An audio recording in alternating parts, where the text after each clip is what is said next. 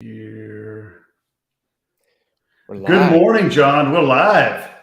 Good morning. How you doing, Well, Jeremiah? I'm doing well, and I'm keeping my spirits high, even though it's not sunny outside today. So, Right. That's true. we're surviving. Trying to stay optimistic. The afternoon will change. Yeah. I want to say it's 61, 62 outside. I It's pretty know. cool for here. Yeah, it is. Bring a jacket. I know. This is. And there's a light breeze outside too, just so you know. No, it's no joke. I think I heard that, the weatherman, say, well, bundle up because it's Right. going to be in the, I mean, think about wind chill. You got to take that into. Absolutely. Yeah. Oh, I'm glad no one else is watching quite at the moment yet, or they're just going to give us a hard time. Oh, cool, man. Well, mortgage rates are up. Tons of stuff in the news. I don't think our market's changed much, but Not really. No. Yeah. Just still hyper competitive and not a whole lot of supply. So yeah. Our first article, I mean, let's just hop into it, right? Yeah. From Market Watch says the housing market is in the early stages of a substantial downshift. Home sales may drop 25% by the end of the summer, according to this analyst. Right. And I'll put all the links to all these articles here in the feed. But boy, that was a bit of a spooky take on what might happen. And you want to take a lead on this one? Yeah, I mean, one of the points that the article made was that what is it? The number of loan applications are down 8% compared to effectively a year ago. And I could see that because, gosh, I mean, the interest rates were so low at that point that you got a ton of people refinancing, and of course, a lot of folks that are renting or were renting and wanted to hop into the housing market. It effectively, obviously, the higher the rate of the loan, the more you're going to pay on a monthly basis. So it's not so much, oh, this house cost $1 million. It's what are you actually living in on your monthly basis there? What does that look like with your mortgage, your taxes, insurance? And that's, you want to maintain that a certain level of comfort with that.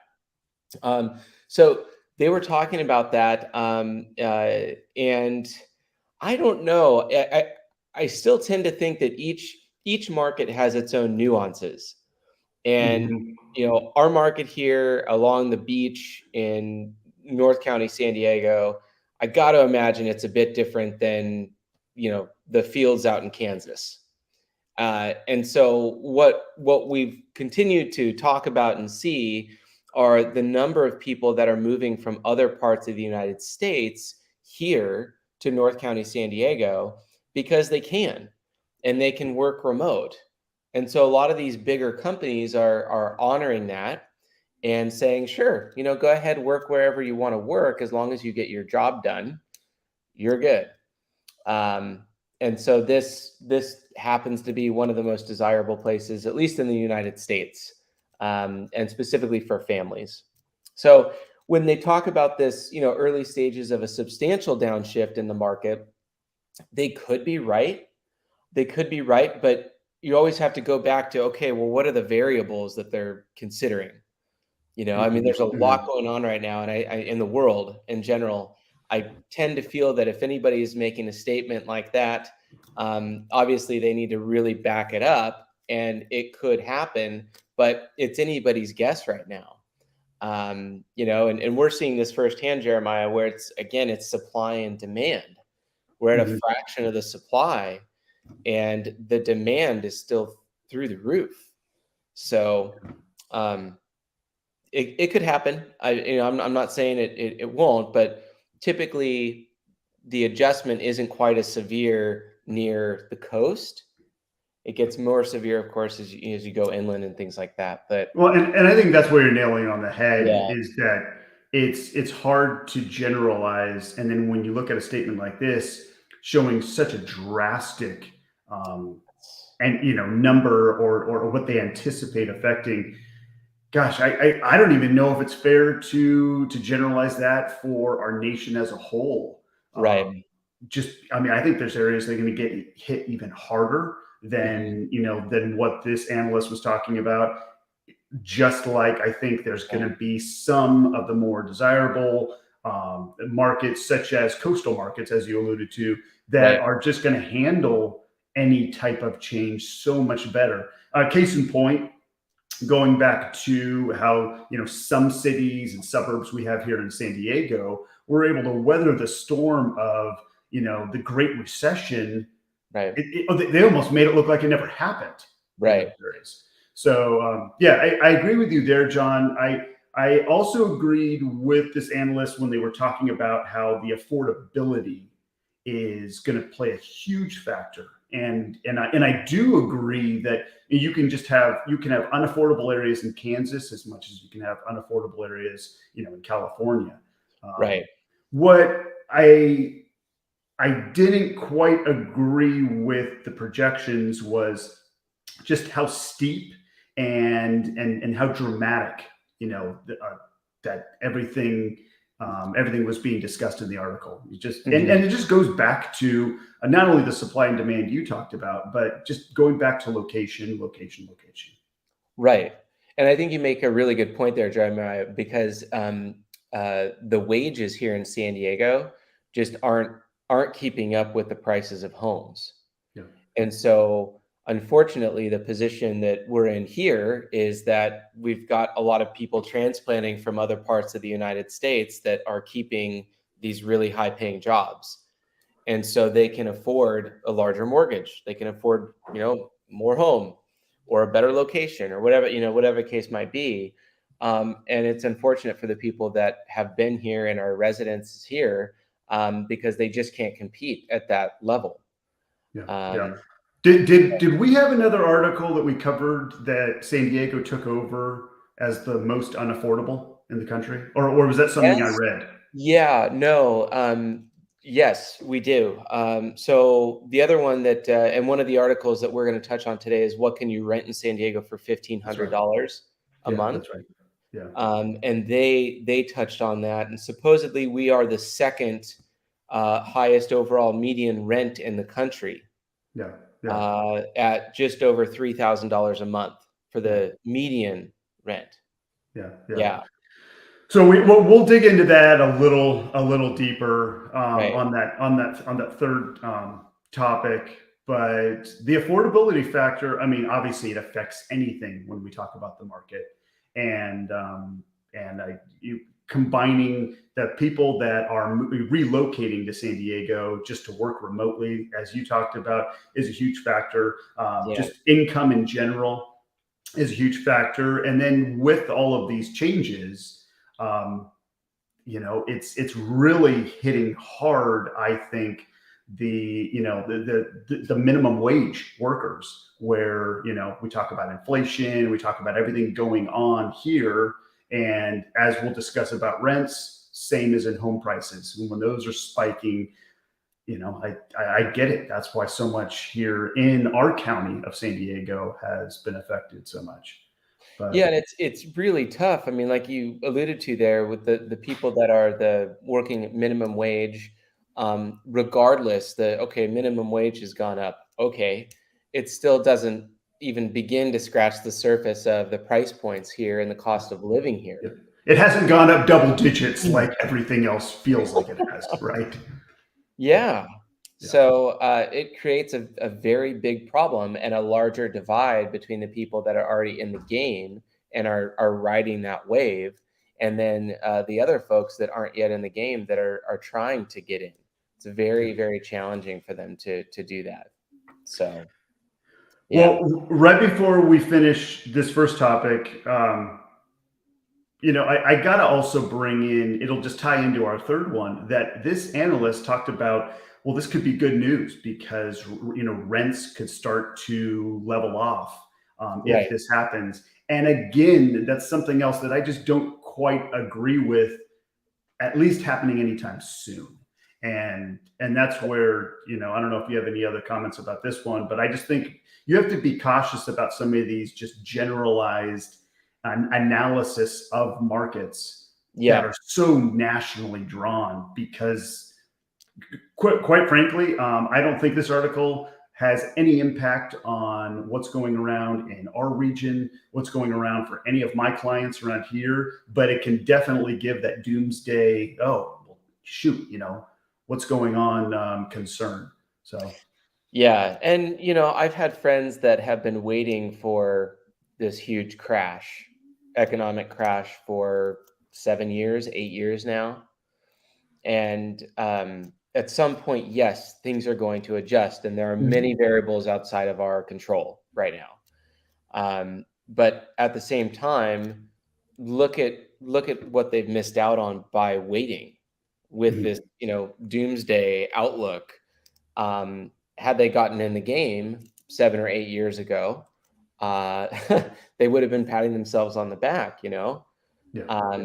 So I think again, it unfortunately our marketplace here is heavily impacted also by investors, and those investors, many of them are cash heavy, and they're taking that cash knowing that the value of the dollar is going down, and they're putting it in real assets, and one of those real assets is real estate. Yeah. So it's not even so much that our prices or the value rather of the home is going up. It's the value of our dollar is decreasing. Yeah. Well, And and that's where for those people that are yeah, waiting for the bubble to burst or whatever, I just question their whole thought process because sure, coming from two real estate agents like you and I, John, yeah, you guys are just trying to sell more and get people to invest in real estate.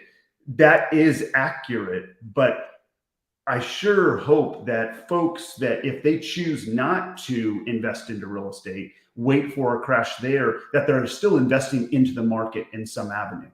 because there's the going to the mattresses, just having money stuffed in your mattress Yeah, with what's happening to the dollar right now I is know. has to be one of or just what's happened to the dollar over the last 10 years has to be one of the less savvy approaches to investing, in my opinion. Right. Right. Yeah. So, So, yeah, I think that obviously, yes, like you said, we get paid to help people buy and sell homes. But I also believe that you and I, Jeremiah, are the first ones to say, hey, if you have a property and you can keep it, don't sell it. yeah, Hang on to that. yeah, So offering sound advice to folks. So the pandemic, like we touched on, which kind of leads us into our next yeah. article. That's what I was thinking. As far as sound advice goes, right? Yeah. Let's. Yeah, what was this one? It was how the It was pandemic. from NPR. The title of this article is "How the Pandemic Housing Market Spurred Buyers' Remorse Across America." Again, Oh, another massive, national headline. right. I think it definitely has some validity to it. Um, Sure. Yeah. the big one, and I'm picking this up from the younger generation, the FOMO, the fear Mhm. of missing out. Right. I don't know if I picked that up directly from this article or it was another similar article, but I think that's one of the key contributors is Yeah. that there is a bit of a panic. Right. Even if it's not affordable, even if it doesn't fit the budget, it's, oh, well, crap. If I don't do something now, what's going to happen?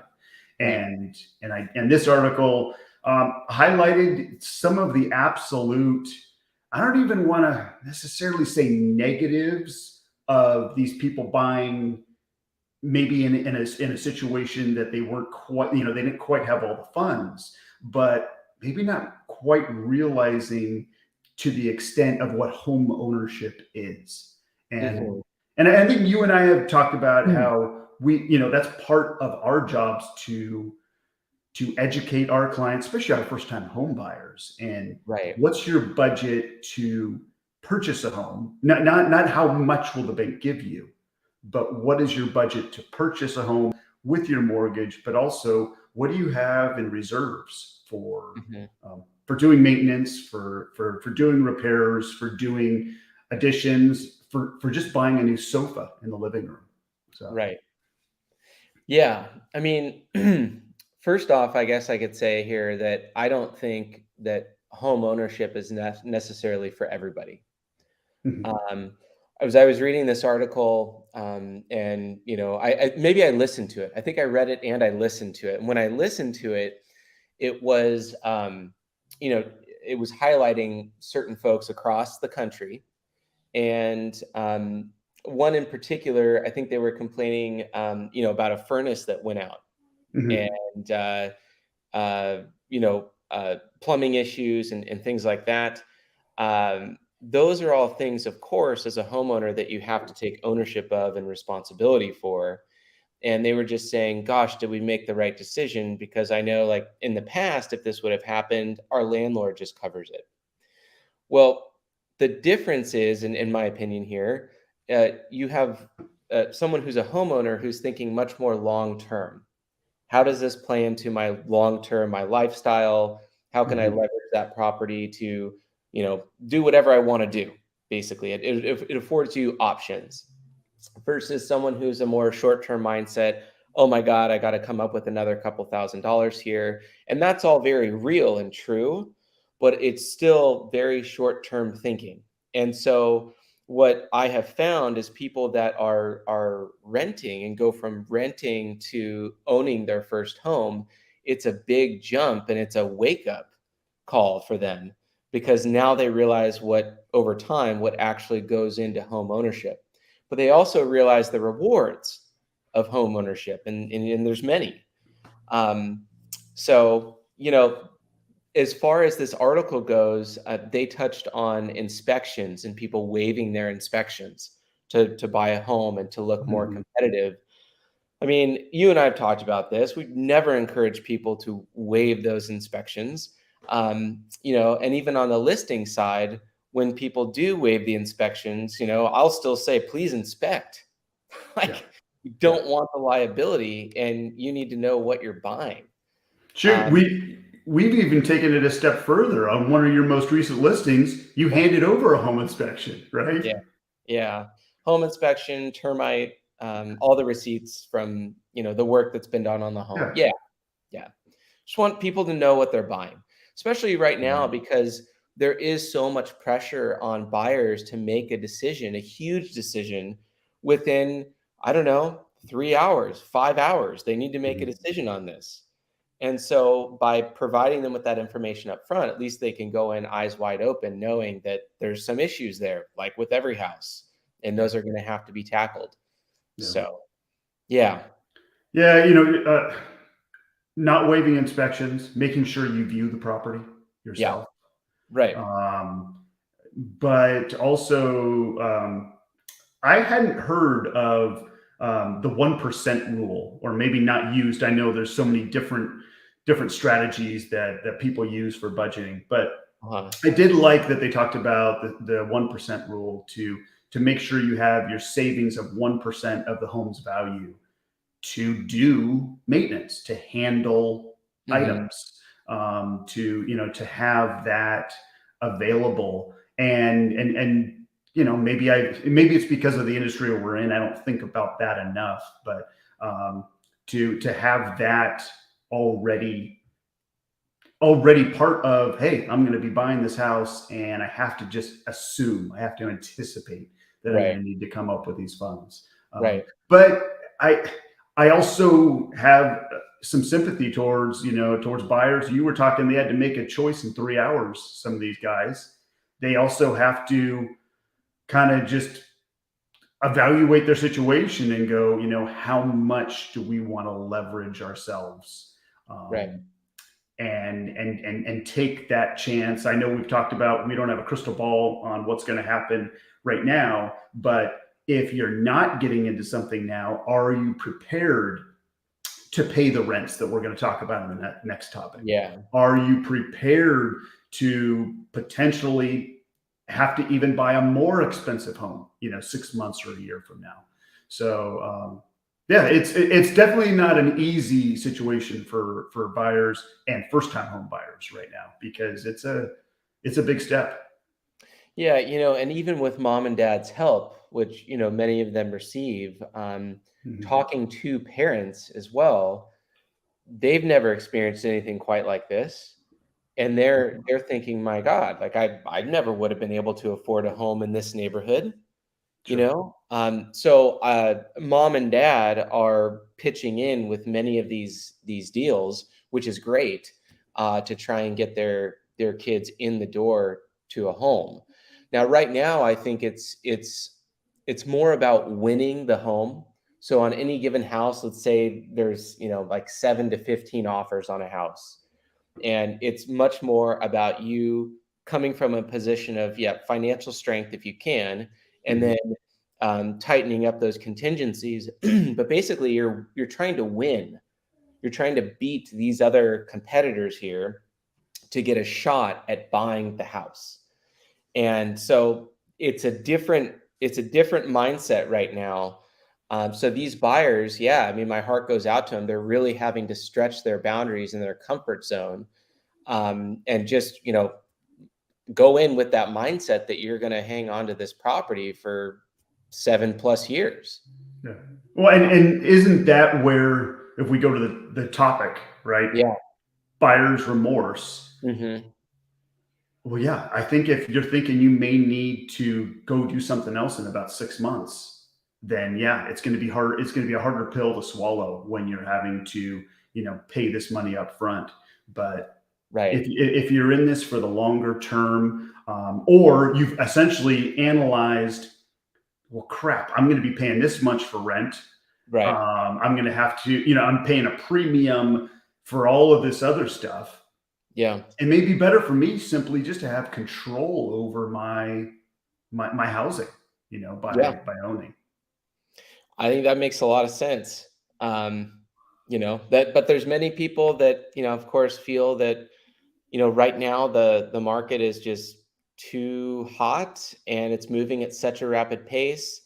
Mhm. And if they've been thinking about getting into the market over the last 2 to 3 years and they haven't yet, why would they do it now? Yeah. And that's That's fair. That's fair. but Yeah, yeah. yeah, that's fair. Yeah, and especially with what Freddie Mac, their mortgage survey, I always look at on Thursdays. Uh-huh. We're up above 4.5% now nationwide. Okay. 4.67 for a 30-year fixed. Hmm. So that's gonna play into the pocketbooks of a lot of people that were also waiting on the sidelines. And Right. of course, my projection is that prices aren't going to settle anytime soon. It's just we just see those rates continuing to hike up each week.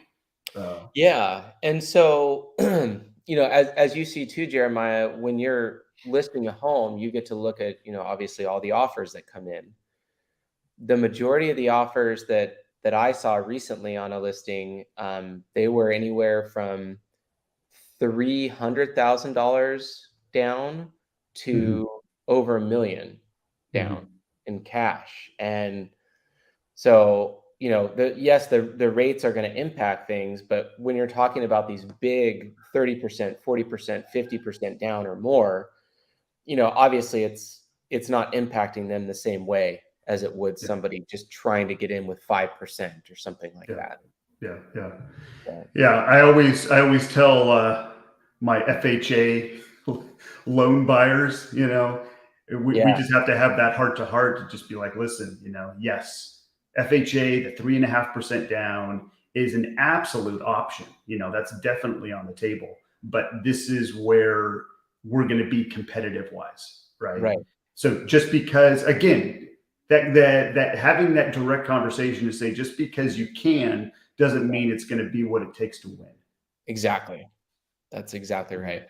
Yeah. So what's going on with our rental market? Well, that didn't go down either. um, I mean, this was a local CBS article. The headline was, "What can you rent for $1,500 in San Diego County?" And this is coming right off of me reporting to a bunch of my clients just the other day, just about the rental rates. Yeah. I was telling a couple of my past clients, comparing this time to last year, we're up. It was 18 point, I think 18 points. We're nearing what, just a point and shy of a 20% rental increase over the last year. Over the last year. Yeah. That's bananas. Right. And it's no wonder why then this article that came out, I mean, it says, spoiler alert, it's cheaper to live outside of the city. I would say, spoiler alert, it's cheaper to live outside of San Diego County, you know? You know what I mean? I mean, Yeah. it's, I mean, they dove deeper into the numbers saying, let's see, for $1,500 in the San Diego metro area, you're looking at about a 500 square foot apartment, a Right. one bedroom, a Right. loft at that point. Mm-hmm. And what was it? The cheapest was in beautiful Fallbrook. By the way, the avocado Beautiful. festival is coming up in Fallbrook Ooh, in a couple weeks. that sounds But fun. yeah, a really cool area, and yes, it is very remote here in the county, and so no surprise that for $1,500 a month, and a 40-minute commute, if you're heading down to San Diego, which I disagree with that article, that could easily be an hour plus commute. I don't know Yeah. how you're Yeah. getting down to San Diego in 40 minutes. That's right. But yeah, that's 800 square foot apartment for $1,500. Mm-hmm. So I know not everyone is even capable of living in a 500 square foot, 800 square foot environment, especially if you have kids. So yeah. I mean, it's these numbers. Again, wasn't surprised because I know, we've been watching stuff, how, how things have increased in the rental market. But I didn't realize how expensive it was for such a small unit. Were you surprised by that, or? The only reason I'm not is because I have a client who's preparing a studio for rent, and the studio has a full bath, a kitchen, and a washer dryer, little area to sleep, but it's all of about 400 square feet. Where at? In Carlsbad, Okay.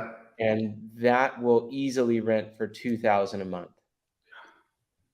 Yeah.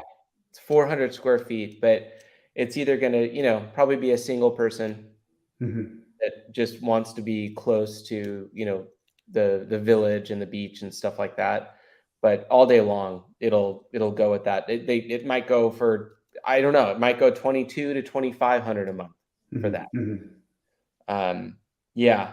So what are the contributing factors? I don't know if they really touched upon it enough in this article, but immediately I thought over the last 2 years, a ton of high income folks either relocating to San Diego or just, they just have the cash accelerating these prices. Obviously, buyers that just haven't been able to win offers, they have to live someplace. Right.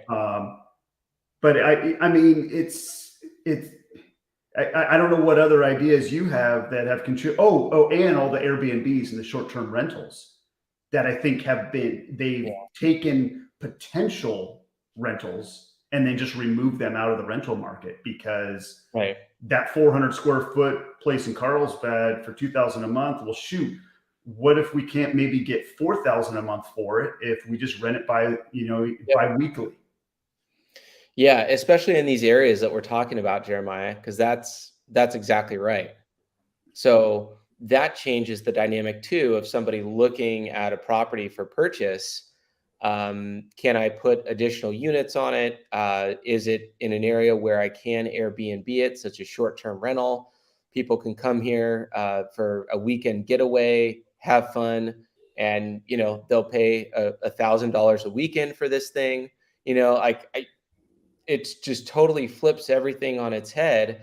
And as the owner of the property, many of them are thinking, okay, well, what is the highest and best use of the property? How Mhm. do I maximize my return on my investment? And Mhm. so the short-term rental in many cases is a good play. But boy, it really messes with people that are looking for, a longer term rental. They want to sign a year or two lease. They know they're Mhm. going to be in the area. Um, I think more than anything, my heart goes out to people in the rental market right now because there's such a lack of stability. Yeah. You don't know when, your lease might say something, but yes, and there could be legal ramifications associated with that, but your landlord could still say, I'm sorry, I know the lease says this, here's a couple bucks, go on your way, and sell it because they see what's happening in our marketplace here. Yeah. Yeah. So um it's got to be really unnerving for people in the rental market. And uh I mean, who would have thought, right? Nobody knew how the pandemic was going to play out and how that was going to change, um, you know, movement in our country. Mhm. And for us, it's just that the demand has just shot through the roof. Even when supply comes back, which I don't know when that's going to happen, when we get it back to a semi-normal level here, um, the demand isn't going anywhere. The Yeah. cat's out of the bag. It's Yeah. like, Yeah. Well, so yeah, and especially in our market, yeah, yeah, I for as much as other markets that may not have been as highly desired to be in, at least you can kind of, yeah, you can have that optimism to say, you know what, maybe things will kind of level off and we can finally right, get back to normal. Uh, I yeah, have a concern of what a new normal is for us here in Southern California, near the coast. It's yeah. it's pretty mind blowing. I wanted to bring up something. It kind of has to do with buyers. It kind of has to do with renters and landlords. I heard a couple other agents talking about it. The concept of, especially when we talk about first time home buyers, people that they don't need a massive living space. They don't need a massive Yeah. yard. They don't have 3.5 kids. That to look at, you got that joke. To look at multi-unit purchasing Uh-huh. and say, okay, listen, well, if I can handle, living in, 1,100 square feet or 800 square feet or even 500 square feet, Right. but I can still take advantage of not having to get a commercial loan, but I can still use an FHA, or I can still use a conventional loan and try to get into a duplex or a 3 or 4 unit complex. Right. I think right now you got to get creative, and not only will that creativity, especially if it's doable for your living style, get you into a larger investment, but Right. you're basically finding a loophole. Whereas you and I both know, if you want to buy a place that's just a condo right now, that's 1,000 square foot condo, what you're going to be up against 30, 40 other people, Right. but maybe there aren't quite as many people, looking at that potential, multi-unit property. I don't know. I just thought it was a creative idea that I think a lot of first-time home buyers aren't thinking about. So I don't know Yeah. whether Yeah. they want to take it on or not. That's another question. That's a good point. That's a really good point. Yeah, to try and offset that mortgage. And I yes, I think that's a great point. To build, in some cases, you have the opportunity to actually build on or build another unit. Hmm. Um, Other cases, it's you're buying into a duplex or triplex or whatever it might be. But I think that's something that if you can, again, it's a situation where you buy it and you hold it long term, and then again, it's going to provide you with some options to do what you want to do in the future. Yeah. So some of the home buyers right now are thinking, this is going to be our forever house, and especially if we're going to be spending $1 million or more on it, right? Hmm. But in reality, it's probably not going to be the Yeah. forever house. Yeah. and you just get your foot in the door. Mhm. Just get your foot in the door. That's the advice that I have. And regardless, yes, the market might adjust at some point. Sure, yes, it will, but get in the game, and then you have other avenues, but you can take it and build your real estate portfolio if that's what you want to do. Yeah. But even if you don't, just get a get a roof over your head, enjoy the stability of home ownership, and just keep in mind that you're living in the monthly payment. You're not living in the price of the house. So as long as you're comfortable with the monthly payment, regardless of what the housing market is doing, hang on to the home and Mhm. ride it out, and it's gonna come right back up.